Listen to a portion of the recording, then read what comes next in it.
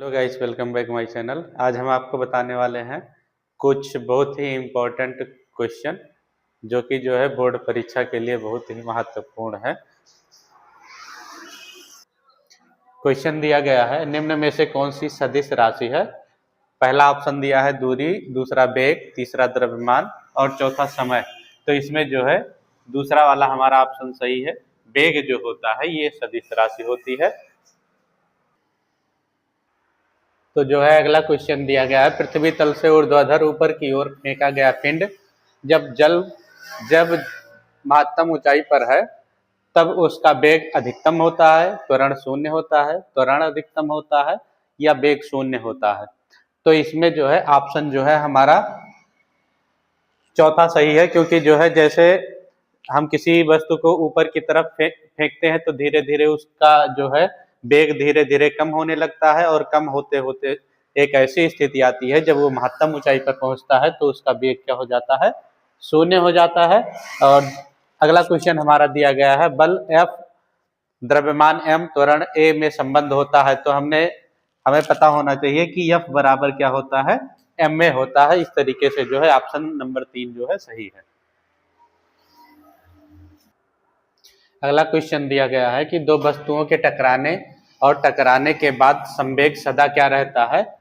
संवेग सदा संरक्षित रहता है, आपको पता होगा। संवेग इसे संवेग संरक्षण का नियम भी कहते हैं। अगला क्वेश्चन दिया गया है कि जब वस्तु समान समय अंतराल में समान दूरी तय करती है तो उसकी गति होती है। अगर समान समय में समान समय अंतराल में समान दूरी तय कर रही है तो उसकी गति हमेशा क्या होती है, एक समान होती है। इस तरीके से चौथा ऑप्शन हमारा सही है। अगला क्वेश्चन दिया गया है कि 5 किलोग्राम द्रव्यमान का एक पिंड 10 मीटर प्रति सेकंड के नियत वेग से एक सरल रेखीय गति में चलता है। पिंड पर परिणामी बल कार्य कर रहा है कितने न्यूटन का। तो यहाँ पर सही ऑप्शन होगा वो होगा 0 न्यूटन का। क्वेश्चन नंबर 7वां जो दिया गया है, इसमें लिखा गया है, कोई वस्तु उस समय तक अपनी विराम अवस्था अथवा गति की अवस्था में परिवर्तन नहीं होता है जब तक उस पर कोई बाह्य बल ना लगाया जाए। तो इसमें सही ऑप्शन है आपका जड़त्व, क्योंकि इस नियम को हम लोग जड़त्व का नियम भी कहते हैं। 8वां क्वेश्चन दिया गया, अमोनियम क्लोराइड को गर्म करने से जो क्रिया होती है वह कहलाती है। तो 8वें वाले क्वेश्चन में होगा ऊर्ध्वपातन।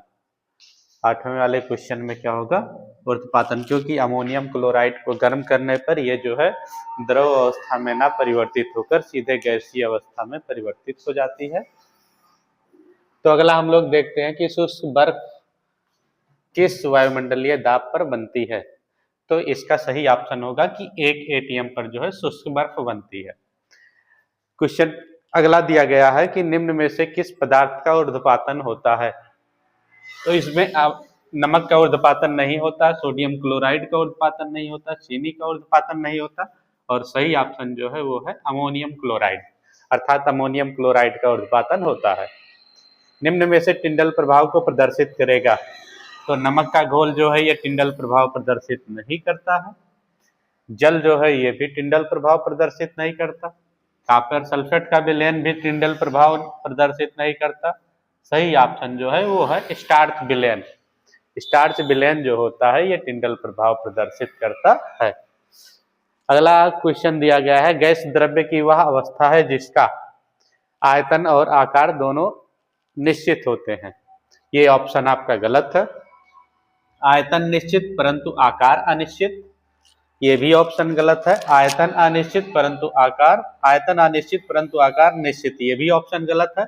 आपको पता है कि द्रव्य होता है वो द्रव होता है, सॉरी गैस दिया गया है। तो जो गैस होता है हमें पता है गैस का आकार और आयतन दोनों क्या होता है, अनिश्चित होता है, अर्थात इसका ना तो आकार निश्चित होता है ना ही आयतन। सही विकल्प चौथा है। तो अगला क्वेश्चन है आपका कि कास्टिक सोडा का रासायनिक सूत्र होता है। तो कास्टिक सोडा का जो रासायनिक सूत्र होता है ना तो NaCl होता है, ना तो Na2CO3 होता है, और ना ही NaHCO3 होता है। सही विकल्प ये है NaOH, सोडियम हाइड्रोक्साइड को ही हम लोग कास्टिक सोडा के नाम से जानते हैं। अगला दिया गया है, दृढ़ ऊतक का उदाहरण है? आम गलत ऑप्शन है, सेब ये भी गलत ऑप्शन है, नारियल ये हमारा जो है सही ऑप्शन है नारियल। नारियल जो होता है ये क्या होता है? दृढ़ ऊतक का उदाहरण होता है। अगला क्वेश्चन दिया गया है जंतुओं में अधिकांश ऊतक होते हैं। तो निर्जीव गलत ऑप्शन, जड़ ये भी गलत ऑप्शन, और जीवित जो है ये सही ऑप्शन है। अगला क्वेश्चन दिया गया है कि सभी पादप कोशिका की कोशिका भित्ति बनी होती है सेलुलोज की। जितने भी पादप कोशिका होते हैं इनकी कोशिका भित्ति किससे बनी हुई होती है? सेलुलोज से। क्लोरोप्लास्ट का रंग होता है लाल गलत ऑप्शन, काला गलत ऑप्शन, भूरा ये भी गलत ऑप्शन है, और सही ऑप्शन जो है ये है हरा। अर्थात जो है क्लोरोप्लास्ट जो होता है इसका रंग क्या होता है? हरा रंग होता है। तो अगला क्वेश्चन दिया गया है कि पैरेन्काइमा होता है प्रविभाजी ऊतक, अग्रस ऊतक, अस्थायी ऊतक, कठोर ऊतक। तो इसमें सही ऑप्शन जो है कि पैरेन्काइमा जो होता है ये अस्थायी ऊतक होता है। सही ऑप्शन तीसरा नंबर वाला है। और अगला क्वेश्चन जो दिया गया है, कोशिका के अंदर प्रोटीन संश्लेषण होता है राइबोसोम, संयोजी ऊतक, वाहिकाओं और वाहिनिकाओं लिखा गया है। तो जो है कोशिका के अंदर संश्लेषण जो होता है ये जो है राइबोसोम के अंदर होता है।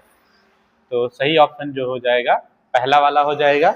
और सबसे छोटा आरएनए अणु जो होता है इसमें आपको ऑप्शन दिया गया है mRNA, tRNA, cRNA और कोई नहीं। तो इसमें सही ऑप्शन जो है स्मॉल tRNA जो होता है ये सबसे छोटा आरएनए अणु होता है। तो इस तरीके से 20 जो है ऑब्जेक्टिव क्वेश्चन खत्म हो गए।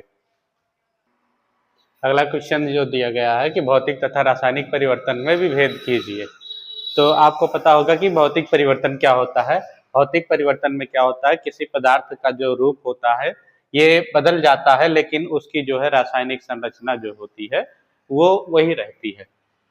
ठीक। और रासायनिक परिवर्तन क्या होता है? रासायनिक परिवर्तन में किसी पदार्थ की जो है रासायनिक संरचना जो होती है ये क्या होती है? बदल जाती है, और जो है इसमें एक नया पदार्थ बनता है जिसके जो है कह सकते हैं कि अवस्था में, रंग में परिवर्तन होता है। तो इस तरीके से जो है ये क्वेश्चन समाप्त हो गया। अगला क्वेश्चन हमारा है कि यौगिक की हमें विशेषताएं बतानी है। तो सबसे पहली विशेषता क्या होती है? यौगिक जो होता है एक शुद्ध व समांगी पदार्थ होता है। यौगिक क्या होता है? एक शुद्ध और समांगी पदार्थ। इसका गलनांक और क्वथनांक जो होता है ये निश्चित होता है। इसका गलनांक और क्वथनांक निश्चित होता है। इसमें क्या होता है? इसके निर्माण में प्रायः क्या होता है? ऊर्जा का उत्सर्जन होता है तथा ऊर्जा का अवशोषण भी हो सकता है। और चौथा नंबर जो है इसका, या दो से अधिक तत्वों के रासायनिक रूप से निश्चित अनुपात में जो है जुड़ने से बनता है। या दो से अधिक तत्वों के जो है रासायनिक रूप से निश्चित अनुपात में जुड़ने से क्या होता है? यौगिक का निर्माण होता है। और पांचवा गुण इसका जो है, पांचवी विशेषता जो है, इसके गुण इसके मूल तत्वों से क्या होते हैं? भिन्न होते हैं, या कह सकते हैं इसके जो गुण होते हैं इसके मूल तत्वों के गुणों से जो होता है ये भिन्न होते हैं। इस तरीके से जो है यौगिक की विशेषताएं समाप्त हो गई। ऐसी धातुएं जिनमें धातुओं तथा अधातुओं दोनों के गुण पाए जाते हैं, ऐसी धातुओं को हम लोग क्या कहते हैं? उपधातुएं। अगला क्वेश्चन हमारा जो है क्या है? उपधातु हमें जानना है। तो क्या होता है उपधातु? ऐसी धातुएं जिनमें धातुओं तथा अधातुओं दोनों के गुण पाए जाते हैं, ऐसी धातुओं को क्या कहते हैं? उपधातु कहते हैं। यहाँ लिख सकते हैं ऐसी धातुएं जिनमें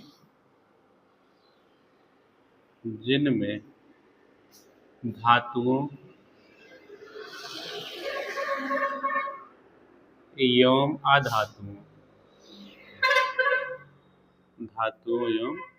अधातुओं दोनों के गुण पाए जाते हैं। दोनों के गुण पाए जाते हैं।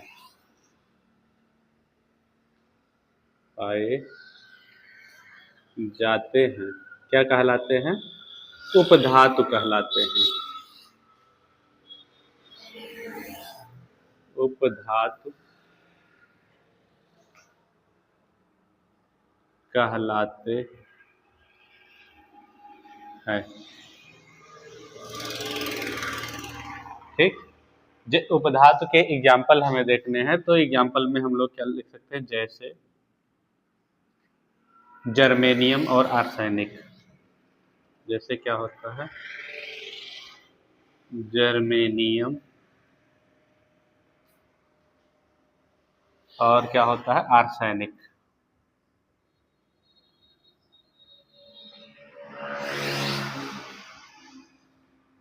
क्या लिखना है, आर्सेनिक।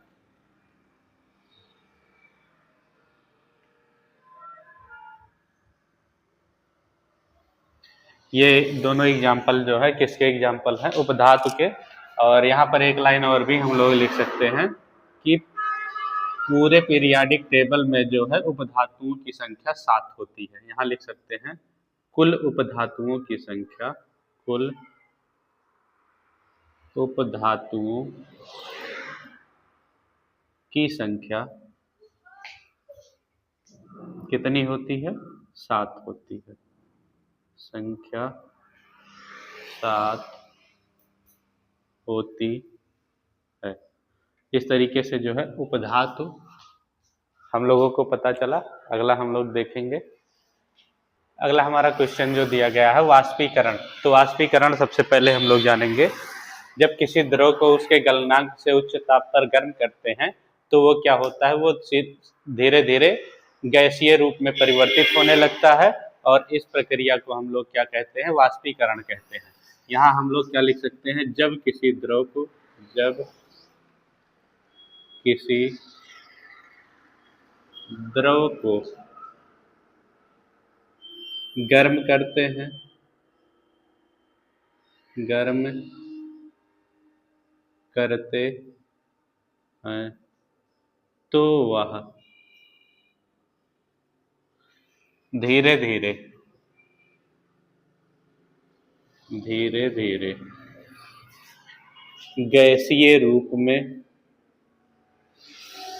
धीरे धीरे गैसीय रूप में परिवर्तित होने लगता है।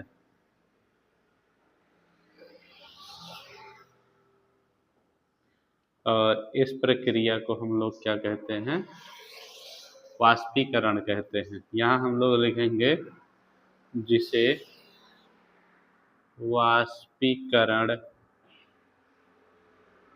कहते हैं, जिसे हम लोग क्या कहते हैं, वाष्पीकरण कहते हैं। ठीक, जब किसी द्रव को क्या करते हैं, गर्म करते हैं तो वह धीरे धीरे क्या होने लगता है, गैसीय रूप में परिवर्तित होने लगता है, अर्थात हम लोग कह सकते हैं धीरे धीरे वाष्पीकृत होने लगता है, और इस प्रक्रिया को क्या कहते हैं, वाष्पीकरण कहते हैं। इसको जो है प्रभावित करने वाले कुछ कारक होते हैं, यहाँ लिख सकते हैं, इसको प्रभावित करने वाले,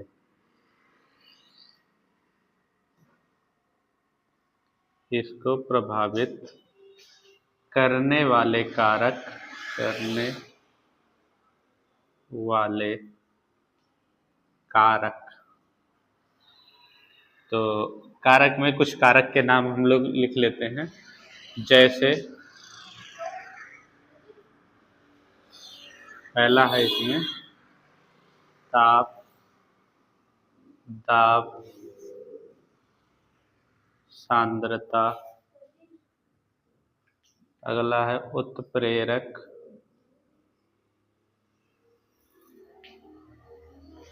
आदि। ये सब क्या होते हैं, किसी भी जो है वाष्पीकरण को प्रभावित करने वाले कारक होते हैं। जैसे ताप में आपको बताते हैं कि मान लेते हैं हमारे पास कोई जो है लिक्विड है, कोई सा भी द्रव है, अगर हम इसको गर्म करते हैं तो क्या होता है, धीरे धीरे इसका जो है ताप वायुमंडलीय ताप के बराबर हो जाता है, वायुमंडलीय दाब के बराबर हो जाता है, और ये उबलने लगता है। अगर इसे हम और भी गर्म करते हैं तो क्या होने लगता है, धीरे धीरे इसमें जो भरा हुआ द्रव है ये वाष्पीकृत होने लगता है, अर्थात हम लोग कह सकते हैं गैसियस स्टेट में बदलने लगता है। और जो है इस तरीके से ताप जो होता है किसको, वाष्पीकरण को प्रभावित करता है। दाब का मतलब है कि जो है वाष्पीकरण को दाब कैसे प्रभावित करता है, जब ये वाष्पीकृत हो जाए उसके बाद जो है इसको हम अगर किसी पात्र में इकट्ठा कर लें और उसके बाद जो है यहाँ पे हम क्या लगा देते हैं, यहाँ पर एक पिस्टन लगा देते हैं और जैसे जैसे हम पिस्टन का दाब बढ़ाएंगे धीरे धीरे क्या होगा, इसके अंदर का आयतन जो होगा कम होगा और जिससे जो होता है इसमें भरे हुए जो वाष्पीकृत पदार्थ हैं उनके अणुओं के बीच की दूरी कम होगी और धीरे धीरे क्या होगा, ये गैसियस स्टेट से लिक्विड स्टेट में आसानी से परिवर्तित हो जाएंगे। तो इस तरीके से हम लोग क्या कह सकते हैं कि दाब जो होता है ये किसी भी पदार्थ को, किसी भी लिक्विड को जो है प्रभावित करता है। अगला है सांद्रता। सांद्रता का मतलब है अगर जो है किसी भी लिक्विड में जो है हम कोई आवासशील पदार्थ मिला देते हैं तो क्या होता है कि उनकी सांद्रता बढ़ जाती है और सांद्रता बढ़ने से क्या होता है, उनके वाष्पीकृत होने की दर जो है वो कम हो जाती है, वो बहुत कम वाष्पीकृत होते हैं। अगला है उत्प्रेरक। उत्प्रेरक का मतलब होता है, उत्प्रेरक का कार्य होता है किसी भी पदार्थ की रासायनिक अपक्रिया की दर को बढ़ाना। अगर हम किसी द्रव में उत्प्रेरक डाल देते हैं और नीचे से इसको टेम्परेचर देते हैं या उत्प्रेरक ही डाल देते हैं तो क्या होने लगता है कि इसमें रखा हुआ जो लिक्विड पदार्थ होता है वो आसानी से क्या होने लगता है, अपक्रिया करने लगता है और जिससे जो है ये आसानी से लिक्विड स्टेट से गैसीय स्टेट में जो है परिवर्तित हो सकता है। तो इस तरीके से जो है ताप, दाब और सांद्रता जो होते हैं ये किसी भी वाष्पीकृत पदार्थ को या किसी भी द्रव्य को, द्रव को जो है प्रभावित करने वाले कारक होते हैं। अगला जो है हमें बताना है एक कोशिकीय और बहुकोशिकीय जीव क्या होते हैं, उदाहरण सहित बताना है। तो सबसे पहले हम लोग देखेंगे एक कोशिकीय क्या होते हैं।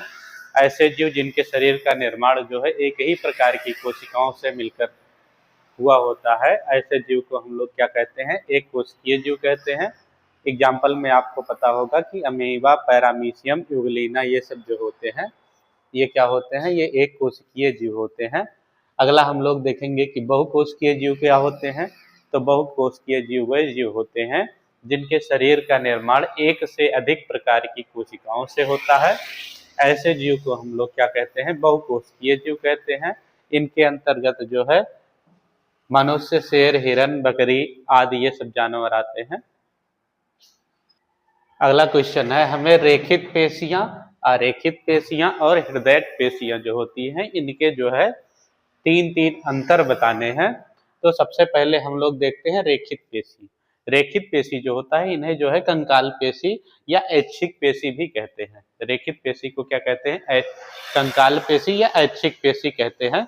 और जो है रेखित पेशी जो होता है इनमें कई केंद्रक जो है उपस्थित होते हैं। और तीसरा इसमें अंतर जो है इन पर जो है मस्तिष्क का पूरा नियंत्रण होता है। एग्जाम्पल में आपको पता है जैसे जो है हाथ और पैर की जो पेशियां होती हैं इन्हें हम लोग क्या कहते हैं, इन्हें हम रेखित पेशियां कहते हैं। दूसरा हम लोग देखेंगे आरेखित पेशियां।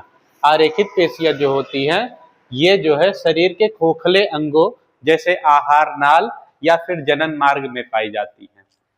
जो आरेखित पेशियां होती हैं ये खोखले अंगों में पाई जाती हैं, जैसे आपको बताया गया कि आहार नाल और जनन मार्ग जो होता है इनमें जो है आरेखित पेशियां पाई जाती हैं और ये चिकनी होती हैं और रेखा रहित होती हैं। जो आरेखित पेशियां होती हैं ये क्या होती हैं, चिकनी और रेखा रहित होती हैं और ये जो है स्वचालित रूप से कार्य करती हैं। तीसरा हम लोग देखेंगे हृदयक पेशियां। हृदयक पेशियां जो होती हैं ये हृदय में पाई जाती हैं और जो है इन्हें जो है मायोकार्डियम भी कहा जाता है। इन्हें क्या कहा जाता है, मायोकार्डियम कहा जाता है। और ये लगातार क्या होता है, सिकुड़ती और शिथिल होती हैं। तीसरा अंतर क्या होता है, इनका निर्माण कार्डियक ऊतकों से होता है। इनका निर्माण किससे होता है, कार्डियक ऊतकों से होता है। और इस प्रकार से जो है रेखित पेशी, आरेखित पेशी और हृदयक पेशी समाप्त हो गई। अगला हमारा क्वेश्चन है पौधों में रिक्तिकाओं के कार्य हमें बताने हैं। तो सबसे पहले हम लोग क्या जानेंगे कि पौधों में जो है रिक्तिकाओं के कार्य में कोशिकाओं को ये दृढ़ता प्रदान करता है। रिक्तिकाएं जो होती हैं ये पौधों में कोशिकाओं को क्या करती हैं, दृढ़ता प्रदान करती हैं। और दूसरा कार्य इनका क्या होता है, ये जल का संतुलन बनाए रखती हैं। ये पौधों में क्या करती हैं, जल का संतुलन बनाए रखती हैं। तीसरा कार्य क्या होता है, ये पोषक तत्वों और अपशिष्ट पदार्थों का भंडारण करती है। क्या करती हैं, पोषक तत्वों और अपशिष्ट पदार्थों का भंडारण करती हैं। चौथा क्या होता है, ये पौधों में परासरण की क्रिया को क्या करती हैं, नियंत्रित करती है। ये पौधों में परासरण की क्रिया को नियंत्रित करती हैं। और पांचवा जो है, ये प्रकाश संश्लेषण में सहायता करती है। ये क्या करती हैं, प्रकाश संश्लेषण में सहायता प्रदान करती है। और जो है छठवां जो है, रिक्तिका जंतु कोशिका के जो है लाइसोसोम के समान कार्य करती है। रिक्तिका क्या करती हैं, जंतु कोशिका के लाइसोसोम के समान क्या करती हैं, कार्य करती हैं। और इस तरीके से जो है पौधों में रिक्तिकाओं के कार्य समाप्त हो गए।